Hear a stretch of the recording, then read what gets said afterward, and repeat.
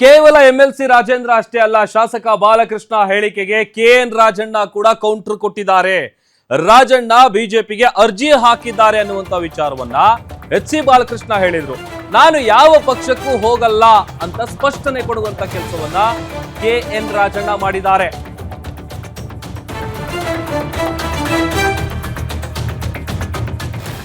ನಾನು ಯಾವ ಪಕ್ಷಕ್ಕೂ ಹೋಗಲ್ಲ, ಕಾಂಗ್ರೆಸ್ ಪಕ್ಷ ನನಗೆ ಎಲ್ಲವನ್ನೂ ಕೊಟ್ಟಿದೆ, ನಾನು ಯಾಕೆ ಬೇರೆ ಪಕ್ಷಕ್ಕೆ ಸೇರ್ಪಡೆಯಾಗ್ಲಿ, ಯಾವುದೇ ಕಾರಣಕ್ಕೂ ಕಾಂಗ್ರೆಸ್ ಬಿಡುವಂತ ಪ್ರಶ್ನೆನೇ ಇಲ್ಲ ಅಂತ ಕೆಎನ್ ರಾಜಣ್ಣ ಅವರು ಸ್ಪಷ್ಟನೆ ಕೊಟ್ಟಿದ್ದಾರೆ. ಒಂದ್ ಕಡೆ ಅವರ ಪುತ್ರ ಎಂಎಲ್ಸಿ ರಾಜೇಂದ್ರ ಅವರು ಹೇಳ್ತಾ ಇದ್ರಲ್ಲ, ನಮ್ಮ ತಂದೆಯವರು ಹೇಳಿದ್ದು ಇದೇ ಕ್ರಾಂತಿನೇ, ಇದೇ ಸೆಪ್ಟೆಂಬರ್ ಕ್ರಾಂತಿ ಅಂತ, ಅದು ಬಿಟ್ಟು ಬೇರೆ ಯಾವುದು ಹೇಳಿರಲಿಲ್ಲ. ಆಮೇಲೆ ಯಾವ ಕಾರಣಕ್ಕಾಗಿ ಅವರು ಕಾಂಗ್ರೆಸ್ ಪಕ್ಷದಲ್ಲಿ ಇದ್ದಾರೆ ಇಲ್ಲಿವರೆಗೂ ಅನ್ನುವಂಥದ್ದನ್ನ ಸ್ವತಃ ಕೆಎನ್ ರಾಜಣ್ಣ ಅವರು ಹಿಂದೆ ಕೂಡ ಹೇಳಿದ್ದಾರೆ. ಈಗ ಅದೇ ಕ್ಲಾರಿಟಿಯನ್ನ, ಅದೇ ಸ್ಪಷ್ಟನೆಯನ್ನ ಕೆಎನ್ ರಾಜಣ್ಣ ಕೊಟ್ಟಿದ್ದಾರೆ. ಮಾಜಿ ಸಚಿವರು ಏನ್ ಹೇಳಿದ್ದಾರೆ ಹಾಗಾದ್ರೆ ನೋಡೋಣ. ನಾನು ಯಾವ ಪಾರ್ಟಿಗೂ ಹೋಗೋದಿಲ್ಲ. ನಾನು ಕೇಳ್ಬಿಡಿ, ನಾದೊಂದು ನಿಮ್ಗೆ I wanted to make it very clear. I will not leave the Congress party.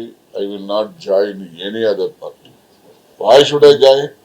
Congress has given me everything. ನಾನು 2004ರಲ್ಲಿ ನಾನು MLC ಸಿಟ್ಟಿಂಗ್ ಮೆಂಬರ್ ಇದ್ದೆ. ನನಗೆ ನೀನು ನಿಲ್ಲೋದು ಬೇಡ ಅಂತೇಳಿ ನಾನೇ ನಿಲ್ತಾ ಇರಲಿಲ್ಲ. ನನಗೆ ಟಿಕೆಟನ್ನು ಕೊಡೋ ಅಂಥದನ್ನ ತಪ್ಪಿಸಿ ಆಗ ಉಗ್ರಪ್ಪನವ್ರಿಗೆ ಕೊಟ್ಟರು. ಅದನ್ನ ಪ್ರತಿಭಟನೆ ಮಾಡಿ ನಾನು ಆಗ ಕಾಂಗ್ರೆಸ್ಗೆ ಈ ಜಿಲ್ಲೆನಲ್ಲಿ ಬುದ್ಧಿ ಕಲಿಸ್ಬೇಕು ಅಂತ ಹೋದ ಪ್ರಯುಕ್ತನೇ JDS 9 ಗೆದ್ದಿದ್ದು, ಕಾಂಗ್ರೆಸ್ 1 ಗೆದ್ದಿದ್ದು.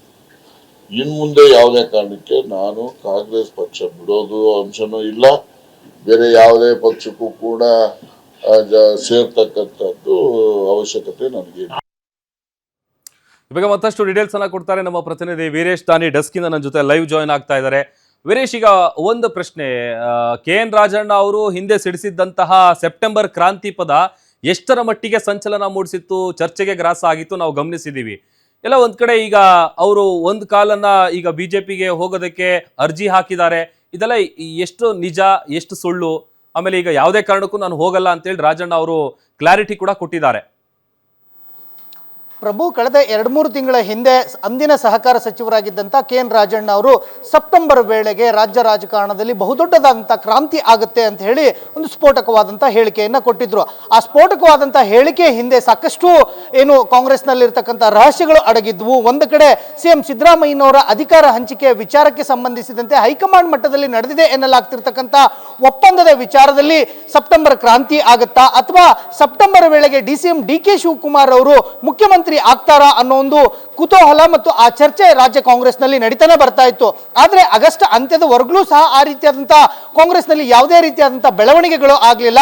ರಾಹುಲ್ ಗಾಂಧಿ ಅವರ ಮತಗಳ್ಳತನದ ವಿಚಾರದಲ್ಲಿ ಕೆಎನ್ ರಾಜಣ್ಣ ಅವರು ರಾಹುಲ್ ಗಾಂಧಿ ಅವರ ಹೋರಾಟದ ವಿರುದ್ಧವಾಗಿ ಹೇಳಿಕೆಯನ್ನು ಕೊಟ್ಟಂತ ಸಂದರ್ಭದಲ್ಲಿ ನೇರವಾಗಿ ಕಾಂಗ್ರೆಸ್ನ ಹೈಕಮಾಂಡ್ ಎಂಟ್ರಿಯಾಗಿ ಕೆಎನ್ ರಾಜಣ್ಣ ಅವರನ್ನ ಸಂಪುಟದಿಂದ ಕಿಕ್ಔಟ್ ಮಾಡಲಿಕ್ಕೆ CM ಸಿದ್ದರಾಮಯ್ಯನವರಿಗೆ ಸಂದೇಶವನ್ನ ಕೊಡ್ತು. ಇದಾದ ಬಳಿಕವೂ ಸಹ ಆಗಸ್ಟ್ ಮುಕ್ತಾಯ ಆಯಿತು. ಸೆಪ್ಟೆಂಬರ್, ಇವತ್ತು ನಾವು 2ನೇ ತಾರೀಕಿನ ದಿನ ಇದ್ದೀವಿ. ಸೆಪ್ಟೆಂಬರ್ ಕ್ರಾಂತಿ ಆಗುತ್ತಾ ಅನ್ನೋ ಒಂದು ಮಾತುಗಳು ಕೇಳ್ತಾ ಬರ್ತಿರ್ತಂತೆ ಇವತ್ತು ಬೆಳಗ್ಗೆನೆ ಕಾಂಗ್ರೆಸ್ನ ಶಾಸಕರಾಗಿರ್ತಕ್ಕಂಥ ಮಾಗಡಿ ಬಾಲಕೃಷ್ಣ ಅವರು ಸಹ ಒಂದು ಬಾಂಬನ್ನು ಸಿಡಿಸಿರುವಂಥದ್ದು.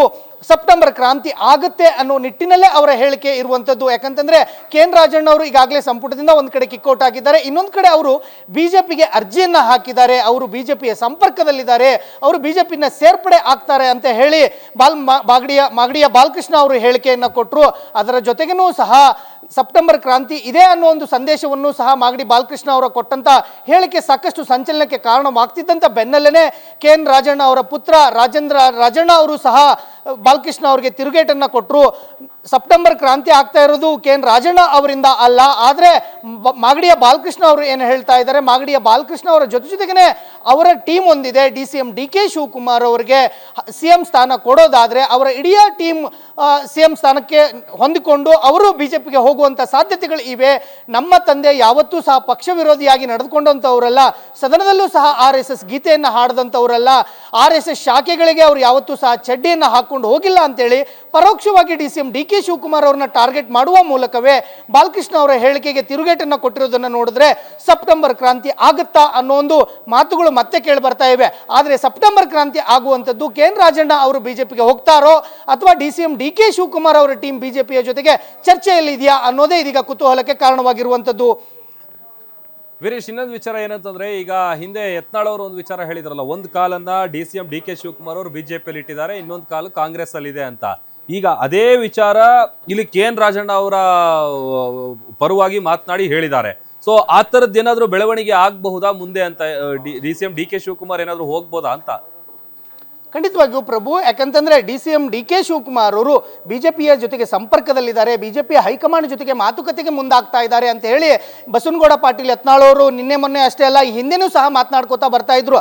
ಆದರೆ ಬಿಜೆಪಿಯಿಂದನೇ ಅವರು ಉಚ್ಚಾಟನೆ ಆಗಿರೋ ಹಿನ್ನೆಲೆಯಲ್ಲಿ ಅವರ ಹೇಳಿಕೆಗೆ ಅಷ್ಟೊಂದು ಅರ್ಥಪೂರ್ಣ ಬಂದಿದ್ದಿಲ್ಲ. ಆದರೆ ಇವತ್ತು ಮಾಗಡಿಯ ಬಾಲಕೃಷ್ಣ ಅವರು ಅವರ ಪಕ್ಷದ ಶಾಸಕರಾಗದಂಥವರು CM ಸಿದ್ದರಾಮಯ್ಯನವರಿಗೆ ಪರಮಾಪ್ತರಾಗಿರ್ತಕ್ಕಂಥ KN ರಾಜಣ್ಣ ಅವರು ಬಿಜೆಪಿಯ ಜೊತೆಗೆ ಸಂಪರ್ಕದಲ್ಲಿದ್ದಾರೆ. ಅವರು ಈಗಾಗಲೇ ಒಂದು ಅರ್ಜಿ ಹಾಕಿದ್ದಾರೆ ಅಂತ ಏನೋ ಮಾತನ್ನ ಹೇಳ್ತಾರೆ. ಅಂದ್ರೆ ಈಗಾಗಲೇ ಅವರು ಬಿಜೆಪಿಗೆ ಸೇರ್ಪಡೆಗೆ ಮುಂದಾಗ್ಲಿಕ್ಕೆ ರೆಡಿ ಆಗ್ಬಿಟ್ಟಿದ್ದಾರೆ ಅನ್ನೋ ಒಂದು ನಿಟ್ಟಿನಲ್ಲಿ ಅವರು ಹೇಳಿಕೆ ಕೊಟ್ಟಂತದ್ದು ನೋಡಿದ್ರೆ ಸೆಪ್ಟೆಂಬರ್ ಕ್ರಾಂತಿ KN ರಾಜಣ್ಣ ಅವರೇ ಬಿಜೆಪಿಗೆ ಹೋಗ್ತಾರೆ ಅನ್ನೋದು DCM DK ಶಿವಕುಮಾರ್ ಅವರ ಬಣದಲ್ಲಿರ್ತಕ್ಕಂಥ ಎಲ್ಲ ಶಾಸಕರುಗಳ ಒಂದು ವಾದ. ಆದ್ರೆ ಇನ್ನೊಂದು ಕಡೆ KN ರಾಜಣ್ಣ ಮತ್ತು ಅವರ ತಂದೆ ಅವರ ಪುತ್ರ ಆಗಿರ್ತಕ್ಕಂಥ ರಾಜೇಂದ್ರ ಅವರ ವಾದ ಏನಂತಂದ್ರೆ, ಒಂದು ಕಡೆ ನಾವು ಯಾವುದೇ ರೀತಿಯಾಗಿ ಪಕ್ಷ ವಿರೋಧಿಯಾಗಿ ನಡೆದುಕೊಳ್ಳಲ್ಲ, CM ಸಿದ್ದರಾಮಯ್ಯನವರ ನೇತೃತ್ವದಲ್ಲೇ ಅವರ ನಾಯಕತ್ವದಲ್ಲೇ ಅವರ ಮುಖವನ್ನೇ ಇಟ್ಟುಕೊಂಡು ಹೋದ್ರೆ ಮಾತ್ರ ಮತ ಸಿಗುತ್ತೆ ಅಂತ ಹೇಳಿ ಪರೋಕ್ಷವಾಗಿ DCM DK ಶಿವಕುಮಾರ್ ಅವರಿಗೆ ಟಾಂಗನ್ನು ಕೊಡೋದ್ರ ಜೊತೆಗೇನೆ DCM DK ಶಿವಕುಮಾರ್ ಅವರು ಸೆಪ್ಟೆಂಬರ್ ವೇಳೆಗೆ CM ಆಗ್ಲಿಕ್ಕೆ ಏನು ಕನಸು ಕಾಣ್ತಾ ಇದ್ದಾರೆ.